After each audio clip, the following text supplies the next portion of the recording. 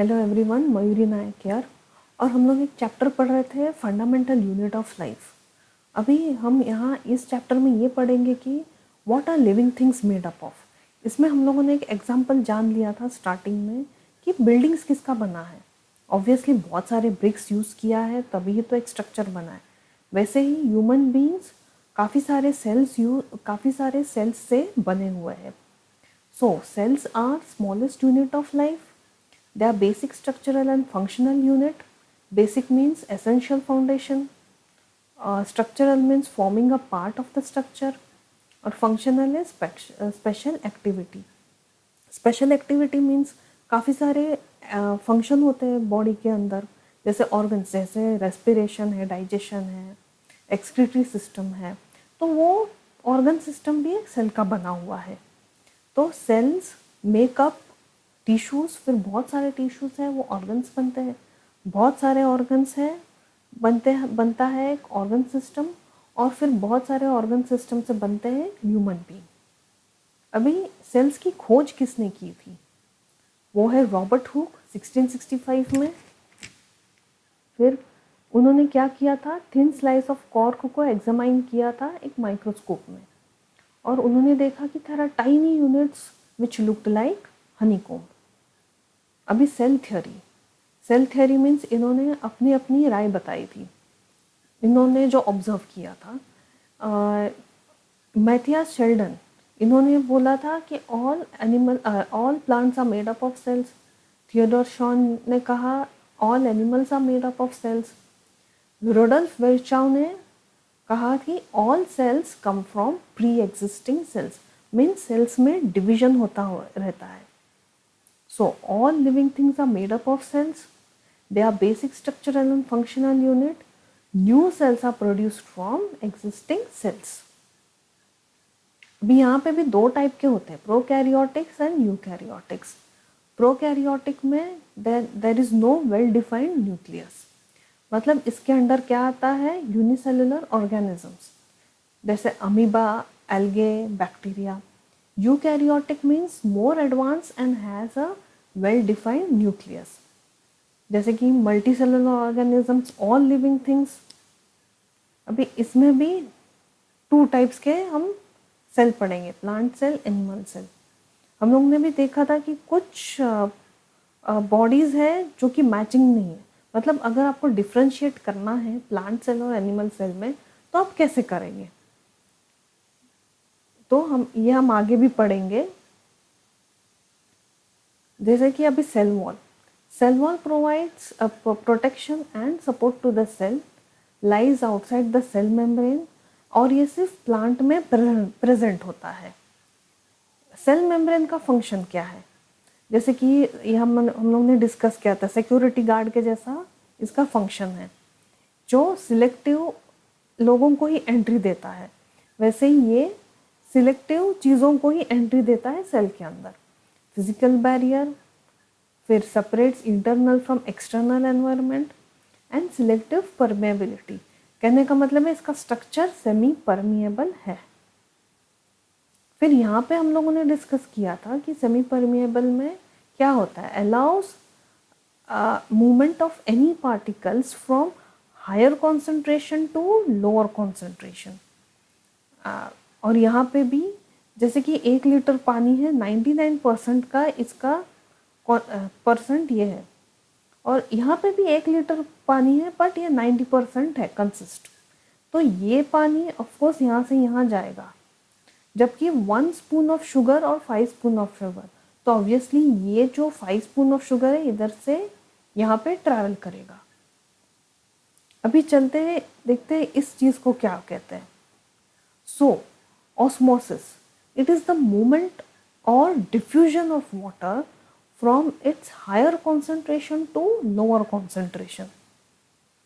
अभी ये दो टाइप के होते हैं, एंडोऑस्मोसिस एंड एक्सोऑस्मोसिस।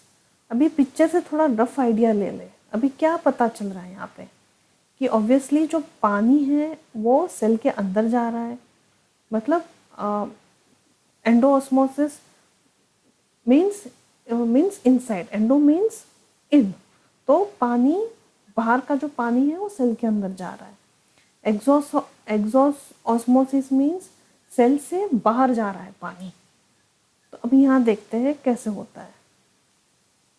सबसे पहले हम पढ़ते हैं सोल्यूशन। सोल्यूशन मीन्स क्या? Solute plus solvent. अभी सोल्यूट क्या है? जो कि पानी में इजीली डिसॉल्व होता है। सॉल्ट या शुगर, इसे कहते हैं हम सोल्यूट। और सॉल्वेंट मीन्स पानी। अभी यहाँ पे 3 तरीके का एग्जाम्पल्स दिख रहा है। First is hypertonic. Hypertonic means जहाँ पे सोल्यूट का कॉन्सेंट्रेशन ज़्यादा है सॉल्वेंट से। मतलब वापस बोल रही हूँ, सोल्यूट मीन्स सॉल्ट या शुगर जो कि पानी में अच्छे से डिसॉल्व होगा, और सॉल्वेंट क्या है? पानी।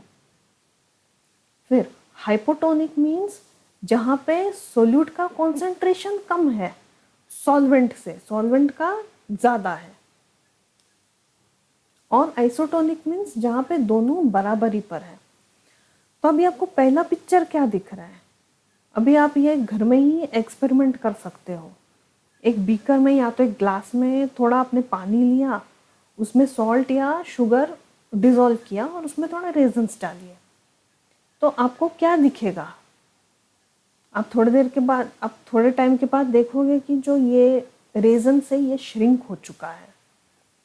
कहने का मतलब है जो सोल्यूट था उसका कॉन्सेंट्रेशन ज़्यादा था, तो ये इसका जो पानी है ये बाहर चला गया। फिर हाइपोटोनिक, इसमें क्या हुआ? जो सोल्यूट का जो कॉन्सेंट्रेशन था पानी में वो कम था, पानी का ज़्यादा था, तो ऑब्वियसली पानी जो है वो ज़्यादा चला गया। पानी ने एंट्री ज़्यादा चला गया वो रेजन्स के अंदर, इसके लिए ये स्वोलन हो गया, फूल गया। और यहाँ पे दोनों ही बराबरी पर थे, तो देखो ये इक्विलिब्रियम दिख रहा है, ये बराबर दिख रहा है इसका स्ट्रक्चर। तो अब इसका डेफिनेशन क्या है? Endosmosis, it is the movement of water or other molecules from a region of lower solute concentration to high solute concentration to a semi-permeable membrane. Then exosmosis, it is the movement of water or other molecules from a higher solute concentration to a lower solute concentration through a semi-permeable membrane. एक बार फिर से देख लेते हैं। Solution means solute plus solvent. Solute means जो पानी में dissolve हो सकता है उसे कहते हैं सोल्यूट, और solvent means water. Hypertonic means जहाँ पे सोल्यूट का कॉन्सेंट्रेशन ज़्यादा है सॉल्वेंट से। हाइपोटोनिक मीन्स सोल्यूट का कॉन्सेंट्रेशन कम है सॉल्वेंट से। और आइसोटोनिक मीन्स बराबरी पर है दोनों। तो यहाँ पे क्या होगा? जो पानी है रेजन से वो बाहर चला जाएगा और वो श्रिंक हो जाएगा। यहाँ पे क्या होगा? हाइपोटोनिक सॉल्यूशन में जो सॉल्वेंट ज़्यादा है तो ऑब्वियसली जो पानी है वो रेजन्स ने एब्जॉर्ब किया और वो फूल गया। और आइसोटोनिक मीन्स जहाँ पे दोनों बराबरी पर है। अभी ये तो हुआ ऑस्मोसिस, एंडोऑस्मोसिस और एक्सोऑस्मोसिस। अभी यहाँ पे एक टर्म पढ़ेंगे प्लास्मोलाइसिस। ये भी थोड़ा ऑस्मोसिस के जैसा ही होता है। It is a process of shrinkage or contraction of protoplasm of the cell as a result of loss of water from the cell. It is one of the result of osmosis and occurs rarely and happens some extreme conditions में होता है।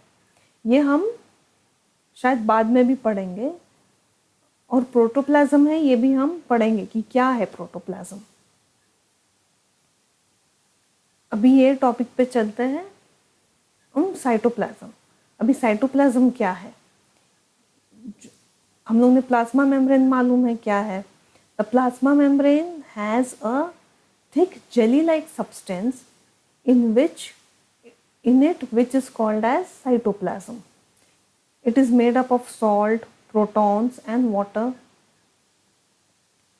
and the cytoplasm consists of several organelles that perform distinct cells.